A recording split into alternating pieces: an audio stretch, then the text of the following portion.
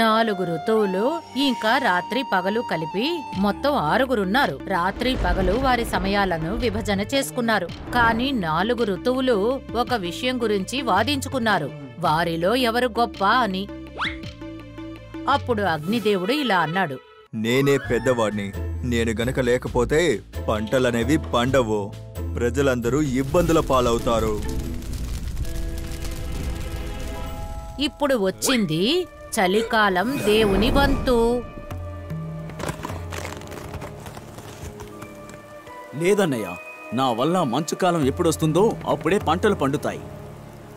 ఇంద్రదేవుడు ఇవన్నీ చూడలేకపోయాడు. అప్పుడు అతను తన శక్తిని చూపించాడు. అన్నా, నేను వర్షంగా కురవడం వల్లే పంటలు పండుతున్నాయి. అందరికంటే చిన్నవాడు వరుణదేవుడు. అతను అందరికంటే ఏమైనా తక్కువ? అన్నయ్య, నేనొచ్చినప్పుడే మేఘాలు వస్తున్నాయి, వర్షాలు కూడా వస్తున్నాయి, అలాగే పంట కూడా పండుతోంది. ఏ ఋతువు గొప్పదని ప్రజలు కంటే ఇంకెవరు చెప్పగలరు? అందువల్ల 4 దేవుళ్ళు విజయనగరానికి వచ్చారు.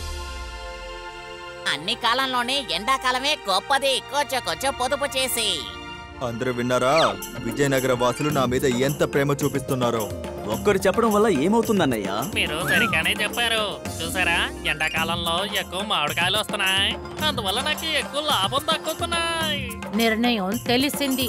విజయనగర వాసులకు తోడుగా అగ్నిదేవుణ్ణి విడిచి మిగతా సహోదరులు బయలుదేరారు.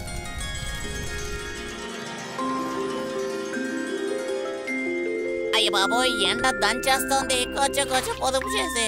ఏంటిది, నిప్పుల వర్షం కురుస్తున్నట్టుంది.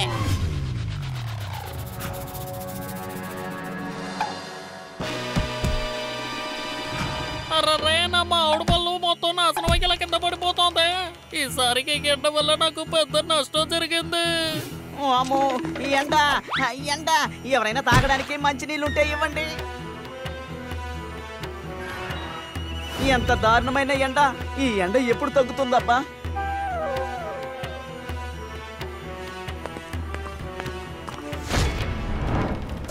అయ్యో, ఈ ఎండ వల్ల నా దూది కాలిపోయిందే.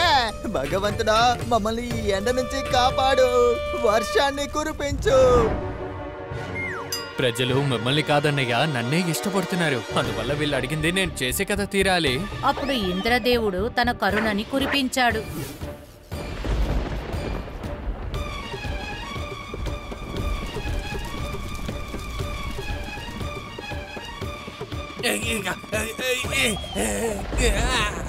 వర్షం వచ్చేసింది. ఇంకా నయం, ఎండ నుంచి మనం తప్పించుకున్నాం. కొంచెం పొదుపు చేసి.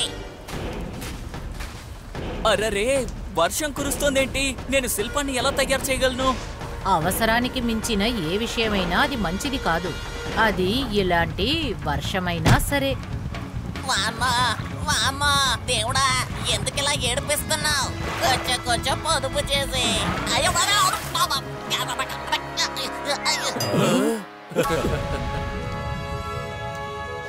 దీనికంటే శీతాకాలమే మంచిది. నా పత్తి బాగా అమ్ముడవుతుంది. సరిగా చెప్పారు. నా దగ్గర కూడా చాలా బట్టలు శుభ్రంగా ఉతికించుకోవడానికి వస్తాయి. శుభ్రంగా ఉతుకుతాను. ఈ చలికాలం ఎప్పుడు వస్తుందో? అన్నయ్య, విజయనగరం ప్రజలు మిమ్మల్ని కాదు, నన్నే కోరుకుంటున్నారు. అంతే. ఆ తర్వాత ఏముంది? శీతాకాలపు దేవుడు మొత్తం విజయనగరాన్ని తన చల్లదనంతో నింపేశాడు. ఆహా, అద్భుతమైన చలికాలం. కొంచెం పొదుపు చేసి. దీనికోసమే కదా నేను ఎదురు చూశాను. చలికాలం వస్తే ఆకలేస్తుంది, ఆ తర్వాత జనాలు నా బియ్యాన్ని కొనుక్కెళ్తారు. చిరోజీ అన్నయ్య, ఈ దుప్పటిని నా కోసం త్వరగా కుట్టిస్తారా? కొంచెం ఆలస్యం అవుతుంది. ఈసారి శీతాకాలంలో మంచు చాలా ఎక్కువగా కురుస్తుంది. ఎండాకాలం ఇంకా వర్షాకాలం కన్నా ఇది చాలా బాగానే కదా ఉంది. అందరూ బాగా విన్నారా?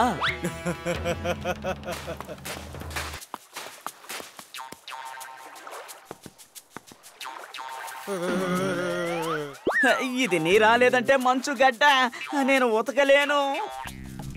అసలు మీరు ఏం దుప్పటి చేసి ఇచ్చారన్నయ్య? ఇందులో చలి అస్సలు తట్టుకోలేకపోతున్నా. నిప్ప వల్ల పోని చలి రగ్గు వల్ల పోతుందని అనుకుంటున్నారా ఏంటి?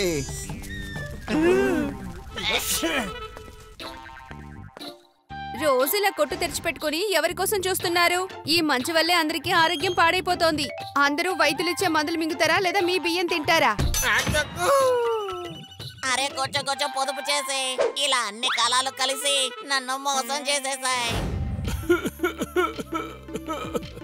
ఈ చలి వల్ల నా పరిస్థితి దారుణంగా మారిపోయింది. ఇంతమందికి ఔషధాన్ని ఎలాగిస్తాను? రేపు రండి. ఇంత మంచు కురుస్తోంది, మందు మాత్రం దొరకడం లేదు. భగవంతుడా నన్ను కాపాడు. శీతాకాలం దేవుడికి అర్థమైంది. అదేమిటంటే ఆయనకి అక్కడ సరైన మర్యాద లేదని. ఇప్పుడు ఉన్నది అందరికంటే చిన్నవాడు వాయుదేవుడు. ఇదిగో మీరందరూ బాగా చూసుకున్నారా? మీ ముగ్గురు అక్కర్లేదు. విజయనగర వాసులారా, ఇప్పుడు నా వంతు.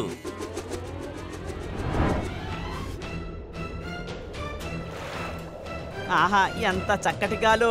వాతావరణం చాలా బాగుంది. ఉతికి ఆరేస్తాను. ఈ రోజు బట్టలు ఉతకడానికి చాలా అనుకూలంగా ఉంటుంది.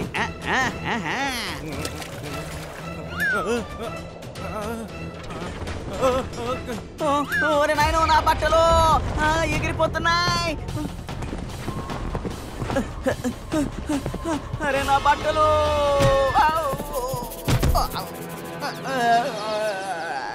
అర్రే ఇదిగేట్రా పోయే కాలం. అమ్మో నా చెట్టు, నన్ను ఎవరైనా కాపాడండి.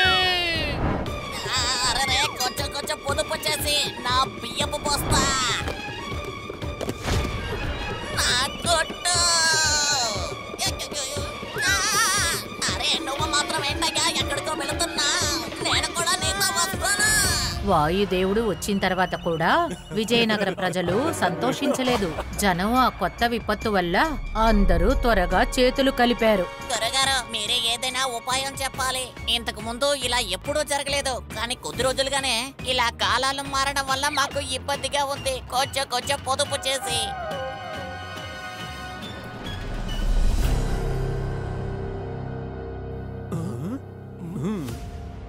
ఈ వాతావరణం మారడం వల్ల నాకు కూడా పెద్దగా ఇబ్బంది వచ్చింది గురుగారు.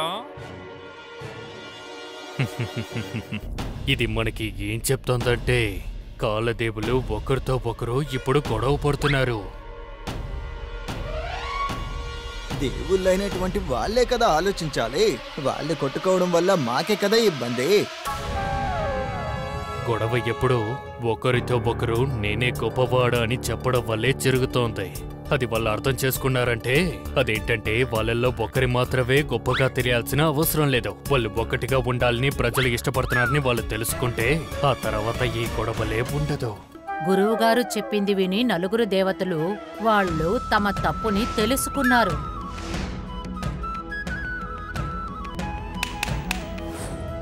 అది నిజమే. వర్షంలోని మజా ఎండ తర్వాతే కదా తెలుస్తుంది. వర్షంతో కలిసిందే మంచు. ఎండలో గాలి వీస్తే ప్రశాంతంగా ఉంటుంది. వర్షంలో మబ్బులు వ్యాపిస్తాయి, అంటే ప్రతి చోట వర్షం కురవాలని. ఆ తర్వాత కాలాల నిర్మాణం మారనే లేదు. సరే పిల్లలు, ఈ స్టోరీ మూలంగా మీరు ఏం నేర్చుకున్నారు? ఏంటండి అమ్మా, అరిటాకు కదలకుండా ఉంటే చాలా మంచిది. ఒకవేళ అలా జరిగితే మన పరిస్థితి ఏంటమ్మా? తర్వాత వాతావరణాన్ని మనం ఎంజాయ్ చేయలేము. చాలా సరిగ్గా చెప్పారు.